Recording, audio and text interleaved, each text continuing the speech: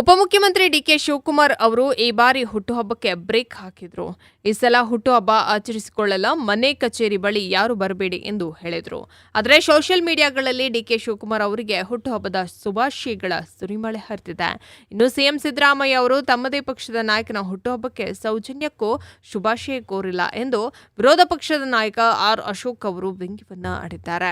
CM Siddaramaiah ಹಾಗೂ DCM Shivakumar ಅವರ ನಡುವಿನ ಸಂಬಂಧ ಚೆನ್ನಾಗಿಲ್ಲ ಎನ್ನುವುದು ಇಡೀ ರಾಜ್ಯಕ್ಕೆ ಗೊತ್ತಿರುವ ವಿಷಯ. ಆದರೆ ಡಿಕೆ ಶಿವಕುಮಾರ್ ಅವರ ಹುಟ್ಟುಹಬ್ಬಕ್ಕೆ ಶುಭಾಶಯ ಕೋರಲು ಸಿದ್ದರಾಮಯ್ಯ ಅವರು ಕನಿಷ್ಠ ಪಕ್ಷ ಒಂದು ಟ್ವೀಟ್ ಕೂಡ ಮಾಡದಷ್ಟು ಹದಗೆಟ್ಟಿದೆ ಎಂದು ಗೊತ್ತಿರಲಿಲ್ಲ. ಒಬ್ಬರ ಮುಖ ಒಬ್ಬರು ನೋಡಲಾಗದ ಈ ನಾಯಕರು ರಾಜ್ಯವನ್ನ ಹೇಗೆ ಮುನ್ನಡೆಸುತ್ತಾರೆ? ಕನ್ನಡಿಗರು ಕಾಂಗ್ರೆಸ್ ಸರ್ಕಾರದಿಂದ ಇನ್ನೇನು ನಿರೀಕ್ಷಿಸಲು ಸಾಧ್ಯ ಎಂದು ಟೀಕಿಸಿದರು. ಭಯೋತ್ಪಾದನೆಯ ವಿರುದ್ಧ ನಮ್ಮ ಯೋಧರ ಪ್ರಾಣ ಪಣಕ್ಕಿಟ್ಟು ಹೋರಾಡುತ್ತಿರುವಂತಹ ಸಂದರ್ಭವಿದು.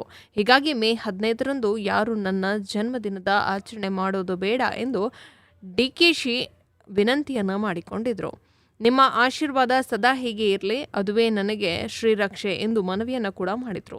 ಯಾರಾದರೂ ನನ್ನ ಜನ್ಮದಿನಕ್ಕೆ ಹಾರೈಸಿ ಸಾರ್ವಜನಿಕ ಸ್ಥಳಗಳಲ್ಲಿ ಫ್ಲೆಕ್ಸ್ ಬ್ಯಾನರ್ಗಳನ್ನು ಹಾಕಿದರೆ ಅವುಗಳನ್ನು ತೆರವಿಗೆ ಬಿಬಿಎಂಪಿ ಅಧಿಕಾರಿಗಳಿಗೆ ಸೂಚಿಸಿದ್ದೇನೆ. ಮೇ 15ರಂದು ವೈಯಕ್ತಿಕ ಕಾರಣಗಳಿಂದ ನಾನು ಬೆಂಗಳೂರಿನಲ್ಲಿ ಇರೋದಿಲ್ಲ.